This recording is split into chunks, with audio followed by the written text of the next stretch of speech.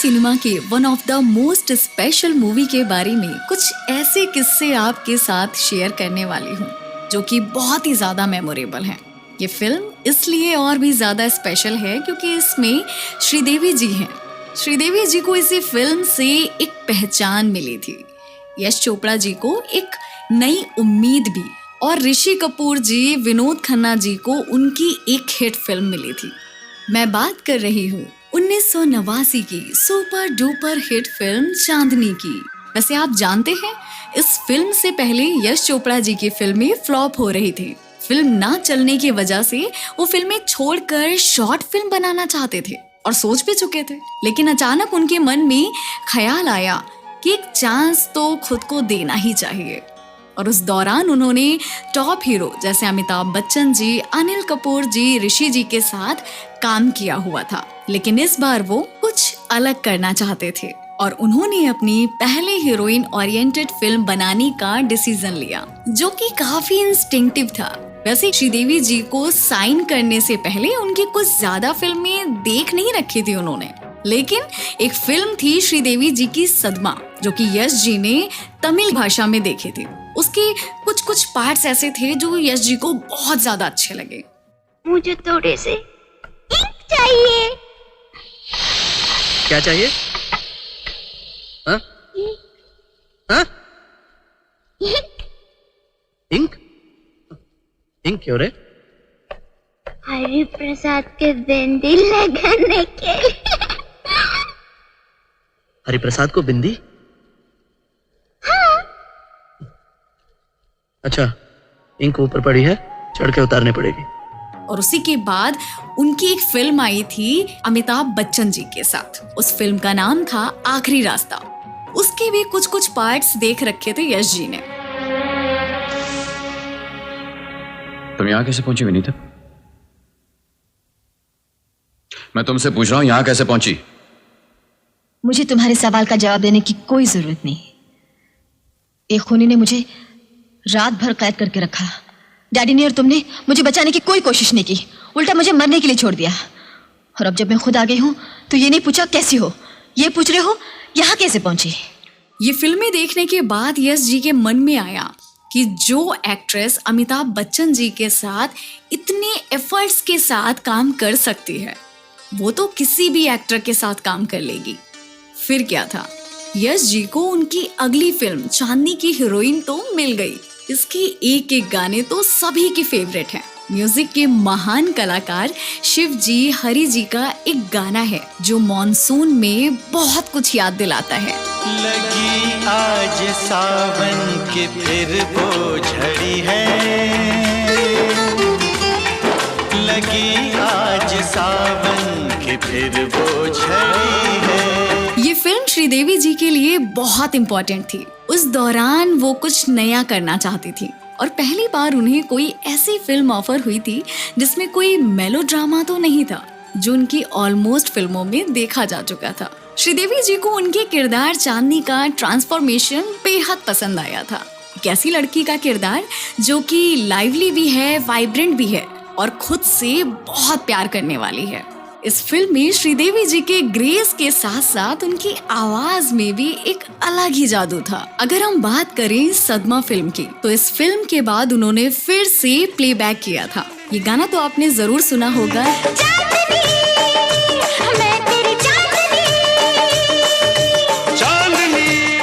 इस सॉन्ग के लिए इस गाने को गाया था हमारी श्रीदेवी जी ने, और बड़े ही निराले अंदाज में।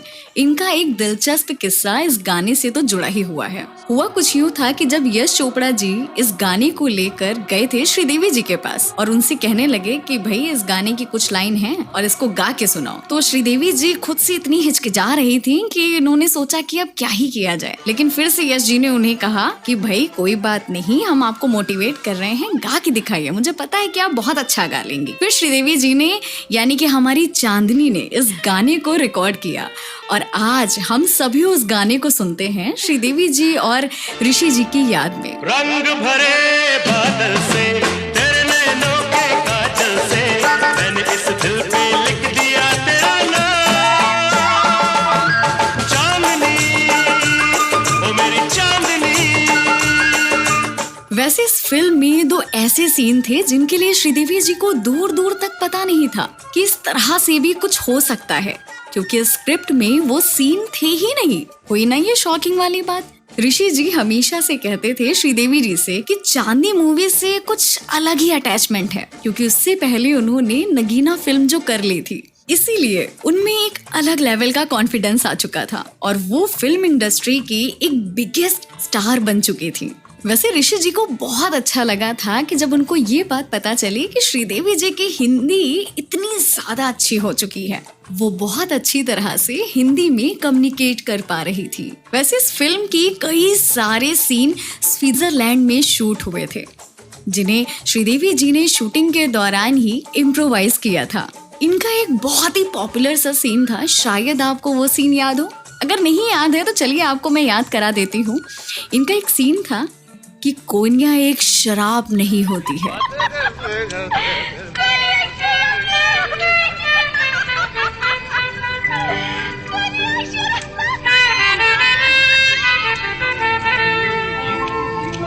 कोई शराब नहीं होती।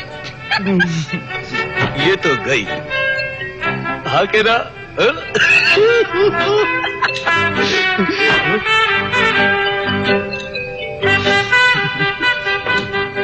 कोनिया शराब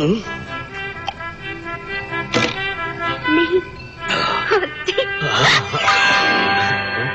कोनियाक शराब होती है। शायद आपको याद आ गया हो, इसे शूट किया गया था स्विट्जरलैंड में। ये दोनों आइसक्रीम लेके जाते हैं और उसके बाद में सीन को शूट किया जाता है। याद आया आपको? इनफैक्ट वो सीन भी जहां रोहित चांदनी की लाइफ में दोबारा लौट कर आते हैं। इसके ओरिजिनल सीन में रोमांटिक और शायरी ना जाने क्या कुछ था, लेकिन श्रीदेवी जी इस बात से कन्विंस नहीं हो पा रही थी, इसलिए यश चोपड़ा जी ने उन्हें ग्रीन लाइट देते हुए कहा, गो अहेड, तुम वही करो जो तुम्हें अच्छा लगता है। फिर यश जी ने श्रीदेवी जी के साथ अनरिहर्स्ड सीन किया, जहां श्रीदेवी जी ने उस कैरेक्टर को पूरी तरह से फील किया और बोलती चली गई। जो उनके मन में आ रहा था वो सब बोल रही थी, ये सोचकर कि सच में अगर ये चीज उनकी जिंदगी में हुई होती तो वो क्या करती। और आपको जानकर काफी हैरानी होगी कि वही सीन एक्चुअली फाइनल किया गया था।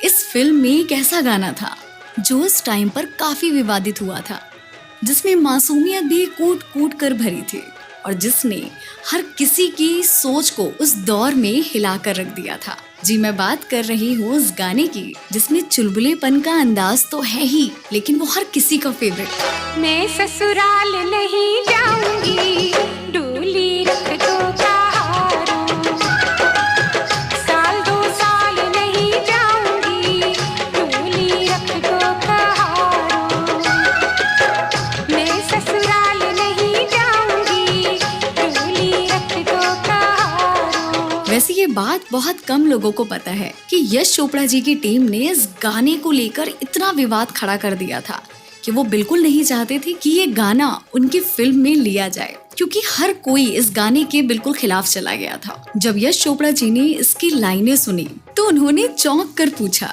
ये कौन सी दुल्हन है भला जो ससुराल नहीं जाना चाहती है। तब पम्मी बख्शी जी हंसते हुए कहते हैं, ये भाई आज की दुल्हन है यश जी, जो अपने हक के लिए बोलती है। आखिरकार पम्मी जी की ये बातें सुनकर यश चोपड़ा जी ने इस गाने के लिए हाँ तो कर दी। बस फिर क्या था, गाना शूट हुआ और श्रीदेवी जी की चुलबुली अंदाज ने इस गाने को जीवंत बना दिया। वैसे सेट पर उनकी एक आदत और भी थी। वो आदत ये थी कि हर 2-3 घंटे में वो अपना मेकअप रिमूव करती थी और उसे रीअप्लाई करती थी। वो चाहती थी कि उनकी स्किन हमेशा फ्रेश लगती रहे। इसमें एक गाना था जिसमें इस फिल्म के लीड कैरेक्टर यानी कि रोहित और ललित दोनों ही चांदनी को एक अलग अलग अंदाज में अपने अपने शब्दों में डिस्क्राइब करते हैं। एक चांदनी को चीयरफुल ढंग से डिस्क्राइब करता है और दूसरा चांदनी को एक पहेली की तरह रखता है। और इस गाने में जो आवाज थी वो आवाज दी थी हमारे नितिन मुकेश जी ने और सुरेश वाडकर जी ने। तू मुझे सुना मैं तुझे सुनाऊं अपनी प्रेम कहानी, कौन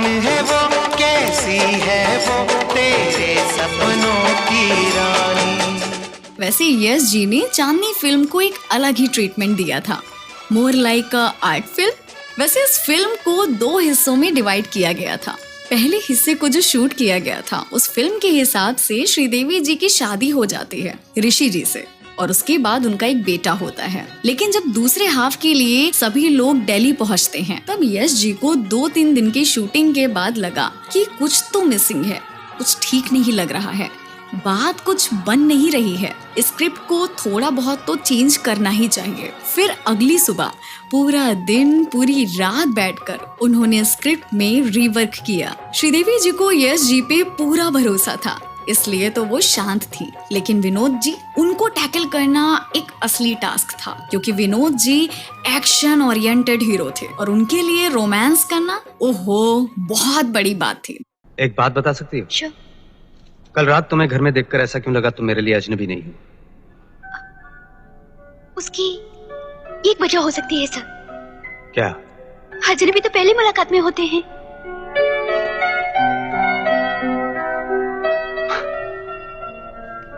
कभी कभी तुम्हारी आंखों में मैं अपने गम की परछाइयां देखता हूँ। वैसे चांदनी फिल्म में श्रीदेवी जी के वाइट ऑफ वाइट पेजेस साड़ियों को लेकर भी ये बड़ी चर्चा में रही है। हर किसी की ख्वाहिश थी कि उन्हें तो बस चांदनी लुक ही चाहिए और आज तक लोग वाइट कुर्ता, वाइट पैजामा, चूड़ियां और वाइट बिंदी लगाए दिखती ही दिखती हैं। तो हम सब भी उन्हें यही कॉम्प्लीमेंट देते हैं कि क्या बात है, आप तो बिल्कुल चांदनी लुक की तरह ही लग रही है। पर्वत से काली घटा टकराई, पानी ने कैसी ये आग लगाई, आग लगाई। हाय आग लगाई। वैसे श्रीदेवी जी के कपड़े सफेद रंग के जरूर थे लेकिन उनके कैरेक्टर में कई सारे रंग भरे थे।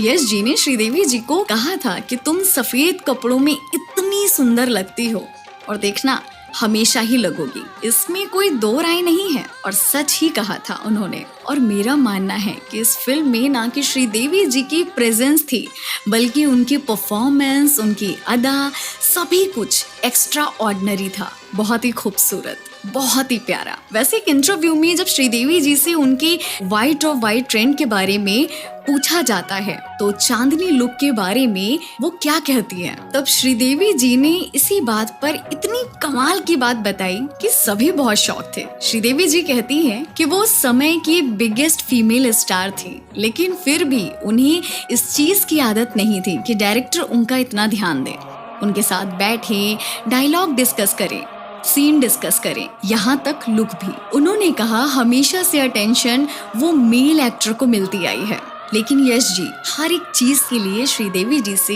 डिस्कस जरूर किया करते थे। वैसे चलिए आपको इस फिल्म का छोटा सा एक फ्लैशबैक दे ही देती हूँ। मुझे अपनी खुशी से डर लगता है। कहते हैं चांदनी सिर्फ 4 दिन की होती है। मुझे विश्वास है तुम इस कहावत को झूठ कर दोगी। मुझे मौका मिला तो मैं इस कहावत को बदल दूंगा। दिल्ली में एक शादी में पहली बार रोहित की नजर पड़ती है उस पर जो सादगी से सजी मुस्कुराती हुई लाल जोड़े में खड़ी थी।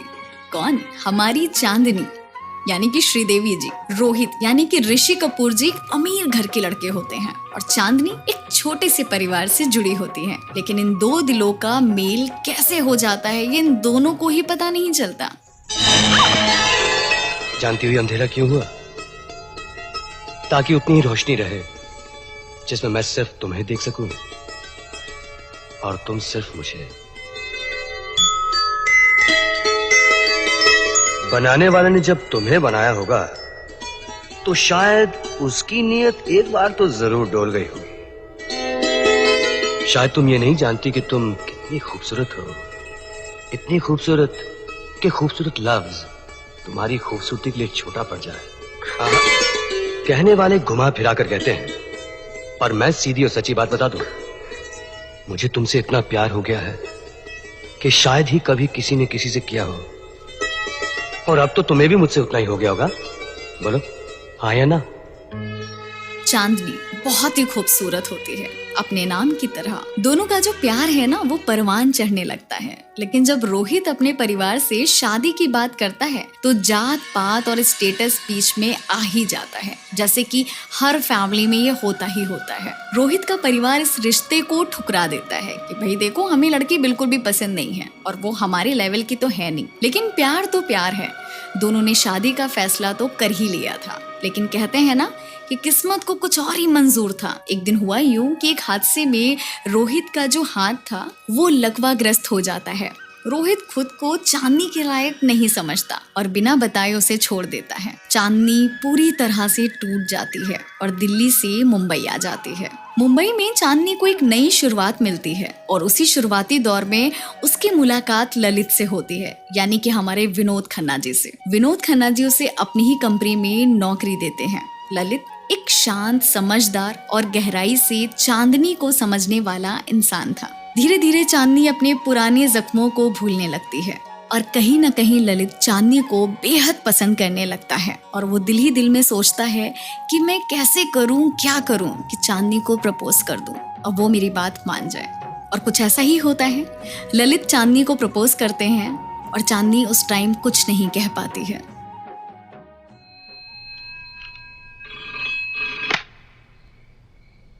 हेलो, बता सकती कौन बोल रहा है?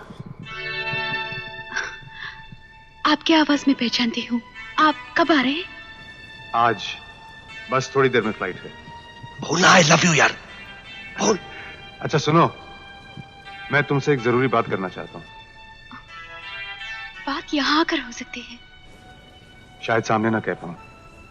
चांदनी, आई लव यू। सच, आई लव यू।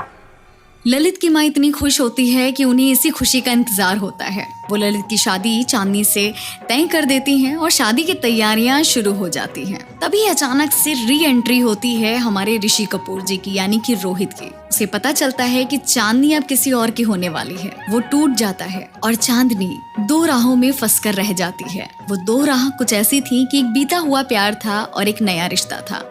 उन्हें समझ नहीं आता है कि वो क्या करे, किसको चुने, किसको अपनी जिंदगी का हिस्सा बनाए। आखिरकार शादी का वो दिन आ ही गया होता है। शादी के दिन दिलों की सच्चाई सामने आ जाती है। ललित चांदनी की आंखों में वो दर्द देख लेता है जो सिर्फ सच्चे प्यार में होता है। वो एक सच्चे दोस्त की तरह पीछे हट जाता है और चांदनी को रोहित के पास भेज देता है। ललित मुस्कुराते हुए कहते हैं कि मैं हार कर भी जीत गया क्योंकि तुम मुस्कुरा रही हो। कहते हैं ना, प्यार में हार जीत तो चलती नहीं है, बस वो हो जाता है। और जिससे दिली लगाओ, दिली रिश्ता होता है, उसको सच्चा प्यार जरूर मिलता है। इसी तरह से चांदनी की जिंदगी में फिर से एक उजाला लौट कर आ जाता है, एक रोशनी आ जाती है। और ये फिल्म हमें सिखाती है कि सच्चा प्यार लौट कर जरूर आता है। अगर इरादे नेक हो और दिल सच्चा हो तो वो प्यार हमें जरूर मिलता है। यश चोपड़ा की इस फिल्म ने रोमांस के साथ साथ प्यार की एक नई परिभाषा भी सिखाई। श्रीदेवी जी का अभिनय, ऋषि कपूर जी की मासूमियत और विनोद खन्ना जी की गंभीरता, इन सभी ने फिल्म को अमर बना दिया। उम्मीद है कि चांदनी की कहानी आपको उतनी ही प्यारी लगी होगी जितनी कि हमें। ये थी चांदनी की कहानी, प्यार की, समर्पण की और लौट आने की। मिलेंगे फिर किसी नई फिल्म, किसी नई मोहब्बत की दास्तान के साथ। अगर आपको ये पॉडकास्ट अच्छा लगा हो तो इसे लाइक करें और सभी के साथ शेयर करें। तेरे मेरे होठों पे मीठे मीठे गीत मितवा, आगे आगे चले हम, पीछे पीछे प्रीत